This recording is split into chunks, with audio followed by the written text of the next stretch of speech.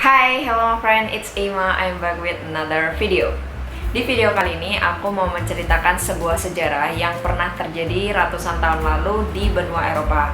Kisah ini merupakan salah satu sejarah besar yang ada di Eropa pada saat itu dan juga merupakan kisah tersuram, terkelam, terburuk pada masa itu di Eropa. Ini adalah kisah The Dark Age of Europe, atau bisa kita translatekan di bahasa Indonesia sebagai era kegelapan di benua Eropa. Jadi The Dark Age ini terjadi di negara-negara yang ada di Eropa kecuali Spanyol. Jadi Spanyol itu pada awalnya masih di bawah pemerintahan Islam. Spanyol baru mulai merasakan kekelaman yang terjadi itu pada awal abad 14. Semisal aku salah tolong dikoreksi ya. Dan waktu itu Spanyol masih dikenal dengan Andalusia atau Al-Andalus. Awal mula kejadian The Dark Age ini dari beberapa sumber itu beda-beda. Kalau The Dark Age ini bermula dari abad ke-5 sampai perkiraan abad ke-16. Istilah The Dark Age itu sebenarnya udah nggak terlalu dipakai di ilmuwan-ilmuwan karena konotasi The Dark Age itu terlalu gelap gitu, terlalu negatif lah istilahnya, kegelapan yang ada di Eropa gitu. Kayak Eropa tuh kenapa kok gelap banget kayak gitu. Nah, instead menggunakan The Dark Age, ilmuwan-ilmuwan itu lebih memilih untuk menggunakan istilah Early Middle Ages atau Medieval Era, dimana memang pada abad ini tuh adalah abad pertengahan gitu. Istilah The Dark Age ini sendiri digunakan pertama kali oleh seorang ilmuwan juga, namanya Francesco Petrarca atau lebih terkenal dengan istilah Petrarch. Sebelum aku memulai ke babak cerita, aku pertama mau menjelaskan dulu tentang periode masa yang ada di Eropa. Jadi Eropa itu terkenal dengan 3 sejarah berdasarkan waktu.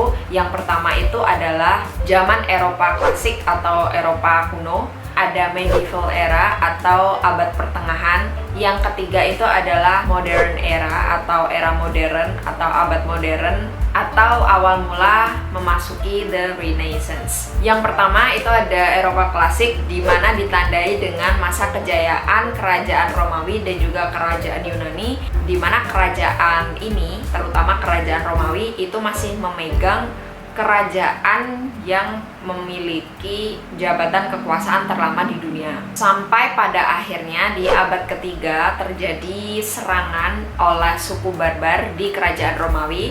Jadi ada 3 serangan ya. Untuk 2 serangan ini berhasil dimenangkan oleh kerajaan Romawi, dan yang terakhir itu dipimpin oleh Raja Romulus Augustulus, di mana pada perang yang terakhir ini Romawi mengalami kekalahan besar, dan itu adalah masa kejayaan Romawi terakhir.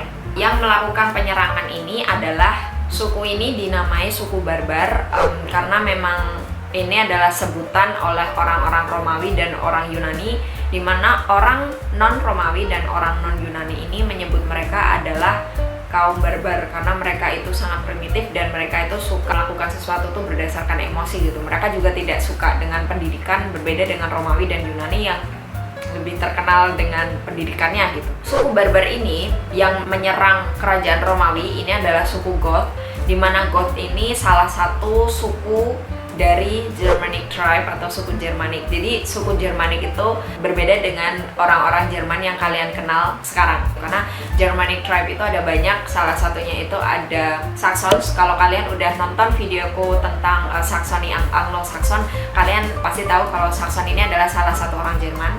Kemudian ada Vandal, kemudian ada Franks, dan ada Goth. Goth sendiri ada Ostrogoth dan juga Visigoth. Dan orang Goth ini berhasil mengalahkan kerajaan Romawi ya pada saat itu, dan orang Goth ini berhasil mengalahkan kerajaan Romawi. Kekalahan Romawi ini merupakan awal permulaan dari abad pertengahan atau medieval era. Hancurnya kekaisaran Romawi ini merupakan peluang yang tepat bagi kaum Kristen untuk memperkuat kekuatan politiknya. Karena sebelum Kaisar Romawi ini mengalami kehancuran, pada tahun 303 kaum Kristen ini mengalami penindasan dari Imperium Romawi, dan pada saat itu penindasan ini disebut dengan istilah Diocletianic Persecution, atau istilahnya adalah penindasan Diocletianus.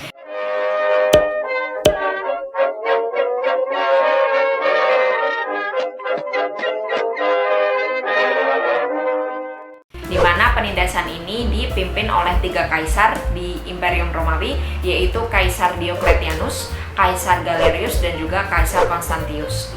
Ketiga kaisar tersebut mencabut hukum Kristen yang ada pada saat itu di Imperium Romawi dan menyuruh mereka untuk mengikuti tradisi agama Romawi kuno. Masih di tahun yang sama, yaitu tahun sekitar 380-an sampai 390-an, agama Kristen ini berhasil memegang posisi sebagai agama negara di Imperium Romawi.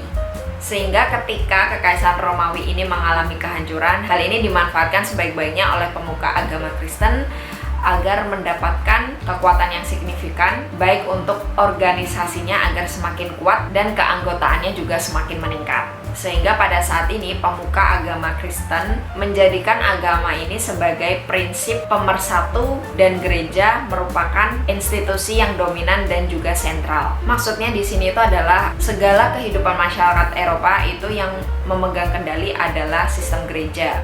Disinilah titik awal mula kejadian dimulai, di mana gereja pada saat itu sangat berpengaruh. Gereja dan juga pendeta mengawasi pemikiran masyarakat dan juga politik. Pada saat itu tokoh penting agama Kristen meliputi Filsuf Plotinus, Saint Augustine, Saint Anselm atau Anselmus, Robert Grosseteste, Roger Bacon, Albert Agung, dan juga Thomas Aquinas. Dan masih ada lagi, dan kesemuanya itu sepakat mengedepankan iman dogmatis, di mana maksudnya itu adalah perintahnya itu tak boleh dibantah, dan telaahnya pun bersifat religius dogmatis. Hanya gereja yang boleh menentukan kehidupan, pemikiran, politik, dan juga ilmu pengetahuan. Hal-hal yang bertentangan dengan pemikiran-pemikiran Injil itu akan dianggap bid'ah. Hal ini mengakibatkan para cendekiawan pada zaman itu tuh merasa tertekan, ditekan, dan juga selalu diawasi dengan ketat. Pendapat serta pemikiran-pemikiran mereka itu tuh selalu dibantah dan mereka mendapatkan kecaman dari gereja atau semacam kayak hukuman kayak gitu. Siapapun yang mengemukakan pendapat di luar dari konteks agama atau tidak bisa dinalar dan tidak ada di dalam Injil itu akan dihukum, mulai dari hukuman ringan sampai hukuman berat. Serta struktur otorisasi agama mereka ini menjadi tinggi dan tak dapat disalahkan. Bahkan pada waktu itu raja itu tidak memiliki wewenang sebesar agama Kristen gitu. Inilah sebabnya pada zaman ini disebut juga sebagai era kemunduran ilmu pengetahuan, karena para ilmuwan tidak diberikan kesempatan dan kebebasan dalam hal berpikir, sehingga mulai terjadilah stagnasi ilmu pengetahuan pada zaman ini, dan berbeda dengan zaman-zaman dahulu kala di mana bangsa Romawi dan juga Yunani itu terus-menerus mengembangkan ilmu pengetahuan gitu. Salah satunya tokoh yang masih terkenal sampai sekarang itu ada Aristoteles, ada Plato, dan lain-lain.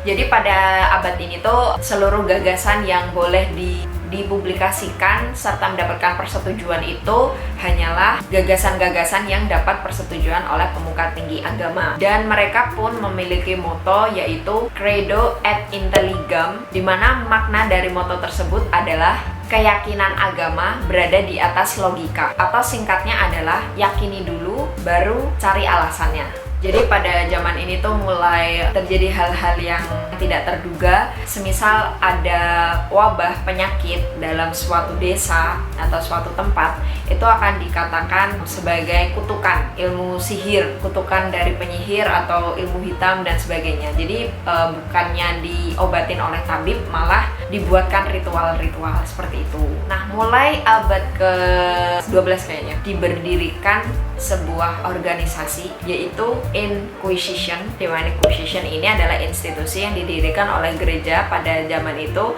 dan algojonya itu namanya Inquisitor.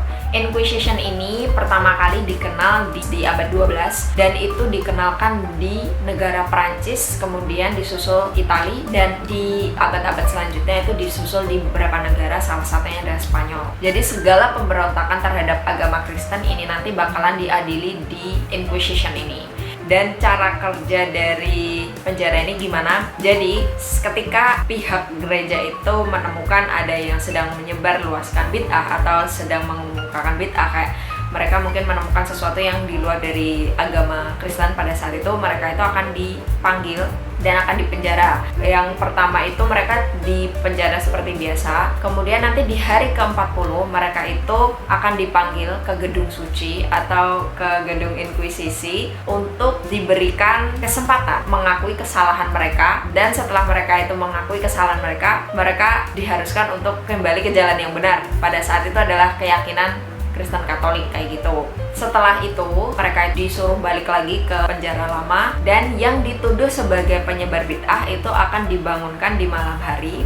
Mereka disuruh untuk ke gedung suci lagi, dan di situ hakim akan untuk dilakukan pemeriksaan lebih lanjut. Itu mungkin maksudnya kayak dia itu pantasnya dihukum apa gitu, karena di inkuisisi ini nanti bakalan banyak banget hukumannya, dan rata-rata hukumannya itu adalah sangat sadis sekali.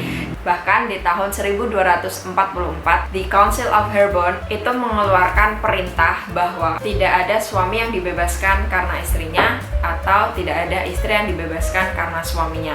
Begitu pula juga berlaku tidak ada orang tua yang dibebaskan karena anak yang tidak berdaya. Selama pemeriksaan mereka juga diharuskan untuk membayar. Jadi ada barang yang disita oleh pihak gereja sebagai ganti untuk menutupi biaya pemeriksaan kasus mereka. Jadi intinya pada abad ini agama Kristen sangat mendominasi sistem pemikiran dan juga sistem politik dalam negara di semenanjung Eropa. Dan pada abad ini terjadi kemunduran ilmu pengetahuan, di mana orang-orang ilmuwan yang ingin mengemukakan pendapatnya terhadap ilmu pengetahuan tidak diperbolehkan untuk bersuara. Apabila mereka itu tidak bisa menahan diri, mereka bisa mati. Hal ini terjadi oleh salah satu ilmuwan yang menemukan teori heliocentris. Ini akan aku bahas di episode selanjutnya. Oke, jadi untuk videonya sejarahnya seperti ini. Semoga video ini bermanfaat dan membantu membuka wawasan kalian.